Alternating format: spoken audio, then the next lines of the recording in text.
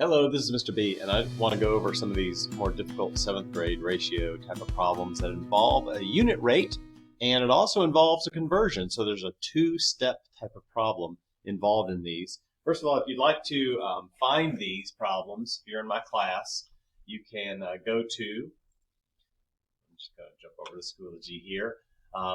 When you go into Schoology, into your class, you will just open up your unit 5, ratios and rates, and then look for extra practice. So extra practice has a lot of different files in it. It's got some Math Excel, lots of just practice in here. So 7th grade unit rates, complex problems. There it is right there. You can upload that. You can print it off. You can just kind of look at the problems. And I've got it right here as well. So this is number 1. And I just kind of want to walk through, once again, like how to solve this type of problem. Because there's a couple of steps of kind of like, there's more than one way to do this. I've set down one way to do this right here, where we first convert, it says here, first convert miles into kilometers, and then the second step would be to find the unit rate. So when you're solving this type of problem, read the information, of course, carefully. Look for the units that we're involved with. We see that we're working with miles, 44.5 miles, and we're also working with gallons of gas, okay? So we're comparing or we're relating how many miles you could drive to how many gallons of gas you use to drive those miles. And the question is asking us for kilometers per gallon. So there's a difference in the amount of information, or the type of information rather, that it's asking for. So that's one thing that we need to recognize. They're asking for kilometers, but we're given miles. So we need to do a conversion in there and change those things first. Now this doesn't have to be done first. Like I said, there's other ways to solve this. There's multiple ways to solve this. However, here's one way that I just kind of want to walk through with you by converting first. So we want to know, we don't want to know miles related to gallons. We want to know kilometers related to gallons. So we want to change 44.5 miles into kilometers. So 44 and 1/2, I'm going to go ahead and put that as a decimal, equals how many kilometers? That's what we really want to find out. Well, this is going to be our first problem. And down here, under our first convert miles into kilometers, we have set up two equivalent ratios. So once again, solving a ratio type of problem is simply we start with a ratio that we know. Okay, what's the ratio we know that relates miles and kilometers? And then this is the ratio we want, which is going to involve the 44 and 1/2. So let's start with the ratio that we know. What do we know as far as number-wise? What do we know that relates miles and kilometers? Well, it's right here. Okay, this is the ratio that we know. So let's write these numbers in place. 1 is going to be, we'll put our miles at the top here, and 1 and 61/100ths kilometers. So I'm going to put kilometers down here. Now it doesn't really matter. You can switch those places. That order doesn't necessarily matter. We're just going to change those into another ratio over here on this side. What's the ratio that we want to relate? We want 44.5 miles to be changed, right? We want to relate that to kilometers. So we're going to put 44.5 in our ratio over here. And we, of course, put it in the top because that's where miles go. And I'm going to go ahead and get rid of this. Now we would do the math to find our kilometers down here. There's a number of ways we can do this. We can think, okay, so 1 times what equals 44.5. We should know that 1 times, we're multiplying by 44.5. So therefore, 1 and 61/100ths is multiplying by 44.5. So that's our math problem. We grab our calculators, we calculate our answer, and 71 and 645 thousandths is our answer. That's how many kilometers is equal to 44.5 miles. Okay, so that means in our math problem here, we could scratch out the 44.5, right? Scratch that out and replace it with 71 and 645 thousandths kilometers. So Jack drove that many kilometers using that much gallons of gas. So now we're ready to find our unit rate. We have all the numbers. We have these two numbers. I have kilometers. I've got gallons of gas. So we've got the two numbers. Let's write them in place here. And then 1 2/3, let's go ahead and just write it as an improper fraction here.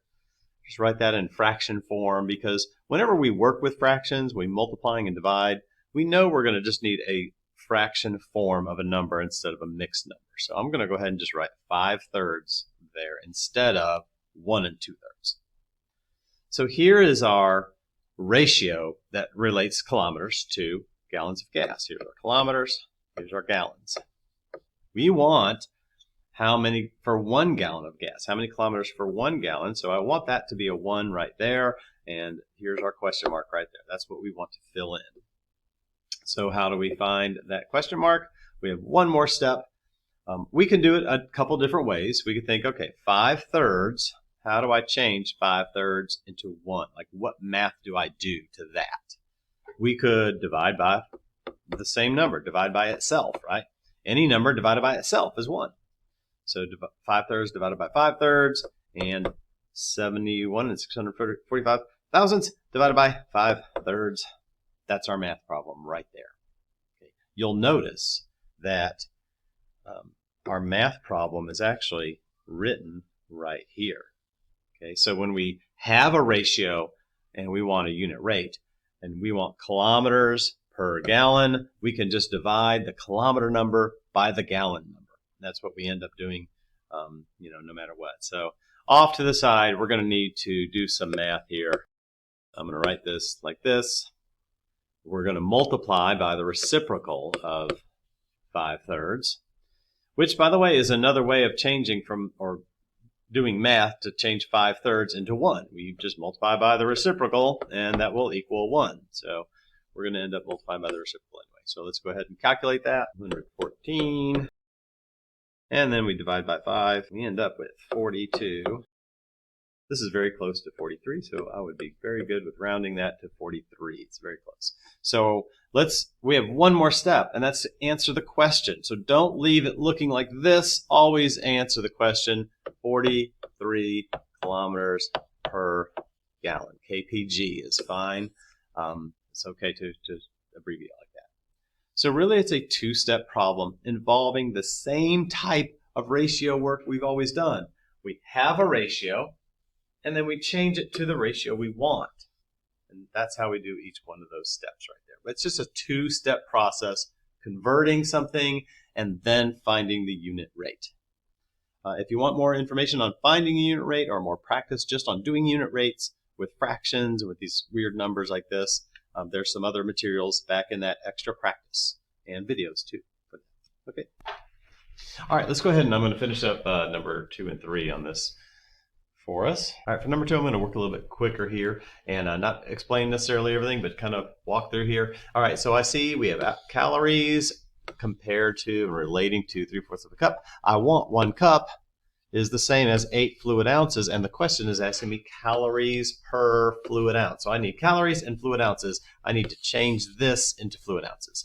So here is my ratio with cups and fluid ounces, and I want a ratio that contains 3/4 cups. So I'm going to put 3/4 up here.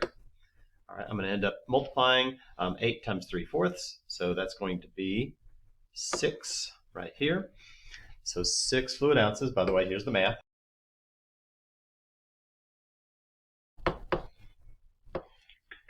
All right, so it is 81 calories in 6 fluid ounces. So fluid ounces. So let's go ahead and write that ratio 81 to 6. 81 to 6 is my ratio of calories to fluid ounces, and I want calories per fluid ounce. So I want these fluid ounces to be 1 right here. So I'm going to do 81 divided by 6, and 81 divided by 6 is 13.5.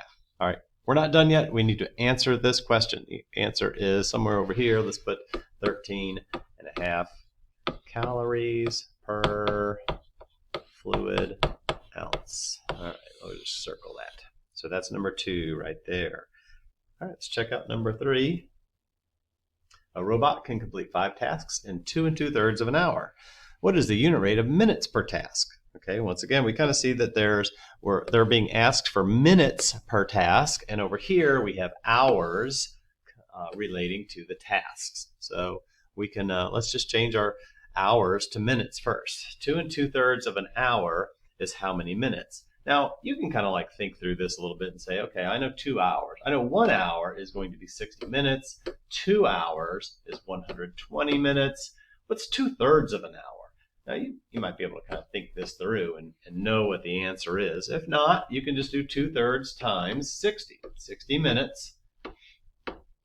I know 60 minutes is a full hour, so what's 2/3 of that? 2/3 times that. That would be 120 divided by 3, which would end up with 40 minutes. And if we think of a clock, here's a round clock right here, and we were to split it into 3 sections, the whole hour is 60 minutes. Well, each section would be 20 minutes. 20, 20, and 20. So 2/3 of a full hour would be 40 minutes.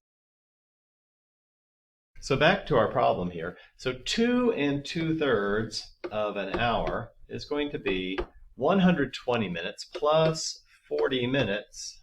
I'll put it right here. 120 plus the 40 minutes, that's the 2/3, so 160 minutes. Okay, that's one way to find out our conversion right here to minutes. So we could say 5 tasks in, let's take that out, 160 minutes. Now we're ready to make a unit rate of minutes per task. So how do we write our ratio? Is it 5 divided by 160, or is it 160 divided by 5? Well, we want to start with minutes. Minutes should be what we write first on top here. So our first term of our ratio is 160 minutes and then 5 tasks. Look at the order. They want minutes first, tasks second per 1 task. That means I want the 5 to become a 1. Right, so how do we do that? We divide by 5. So 160 divided by 5, we end up with 32. And lastly, let's write our answer down. 32 minutes per task. Okay, that's a good way to write. Okay, well, that's a good way to solve that. And if you have any other questions, there's some other videos in there, some extra practice with unit rates. All right, thank you all.